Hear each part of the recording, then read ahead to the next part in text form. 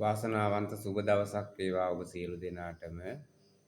අද මම ඔබට කියා දෙන්න බලාපොරොත්තු වෙන්නේ ආදරණීය ස්වාමි පුරුෂයෙකු විසින් දයාබර බිරිඳ වෙත කළ යුතු යුතුයකම් පිළිබඳව සිංහාලෝවාද සූත්‍ර දේශනාව තුළ පෙන්වා වදාරන ලද දහම් කරුණු කීපයක්. බොහෝ ගෙවල් වල ගැටලු ප්‍රශ්න ඇති වෙන්නේ ඒ බිරිඳ ස්වාමි පුරුෂයාත් අතර තිබිය යුතු අන්‍යෝන්‍ය සබඳතාවය ගිලිහි යෑම නිසාවට තමයි බොහෝ ගැටලු ඇති වෙන්නේ ගෙවල් වල. බිරිඳ යම් කෙරෙහි තමන්ගේ ස්වාමි පුරුෂයා කෙරෙහි සැක සංකාවක් ඇති කරගන්නවා නම් ඒ ගෙදර ගැටලු ඇති වෙනවා.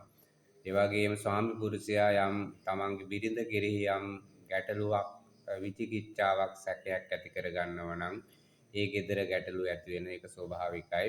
එනිසා ඔබ හැමදෙනාම කල්පනා කරගන්න, තේරුම් කරගන්න විවාහ ජීවිතය කියන්නේ බොහොම ලස්සනට විඳින්න ඕන දෙයක්.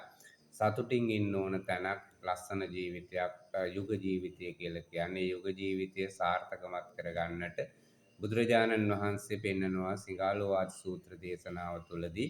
විශේෂයෙන්ම ස්වාමි පුරුෂයෙකු විසින් බිරිඳකට කළ යුතු යුතුයකම් 5ක් පිළිබඳව පැහැදිලි කරනවා. අංක 1 තමයි තමන්ගේ ආදරණීය බිරිඳට ගරු කිරීම. දෙවෙනි කාරණාව තමයි අවමන් නොකිරීම. තුන්වෙනි කාරණාව තමයි පරදාර සේවනය නොකිරීම. හතරවෙනි කාරණාව තමයි ඇයට ගේදර වගකීම් පැවරීම. පස්වෙනි කාරණාව තමයි ඇඳුම් පැළඳුම් සපයා දීම. ඉතින් මේ කරුණු 5 කෙරෙහි ඔබේ අවධානය යොමු කරන්න. කාන්තාවක් වුණාම විශේෂයෙන්ම ඇඳුම් ආයතන වලට බොහෝ සෙයින් කැමති. ඒ නිසා ඔබ හැමදෑමත් නෙවෙයි විශේෂයෙන්ම මාස 2-3කට සැරයක්වත් අඩුම ගානේ විශේෂයෙන්ම ඔවුන්ට ඇඳුම් පැළඳුම් අඳින් ආයිත්තම් විශේෂයෙන්ම ඇඳුම් පැළඳුම් හැම දෙයක්ම ලබා දෙන්නට ඔබ කටයුතු කරන්න. ඒ ගෙදර සමගියට හේතුවක් වෙනවා. ඒ වගේම ගෙදර දොරේ වගකීම් අර ඒ තමන්ගේ දයාබර ස්වාමි මේ බිරිඳට පවරා දෙන්න, විශේෂයෙන්ම ඇයට බලපෑම් නොකර ගෙදර දොරේ සම්පූර්ණ වගකීම් කොටස ඇයට ඉෂ්ට කරන්නට විශේෂයෙන් මඟ පාදලා දෙන්න.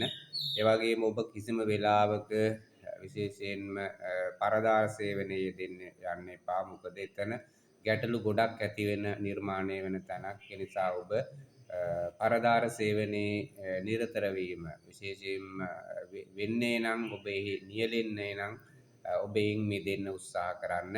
ඒ වගේම බිරිඳට කවදාවත් අවමන් කරලා කතා බහ කරන්න එපා.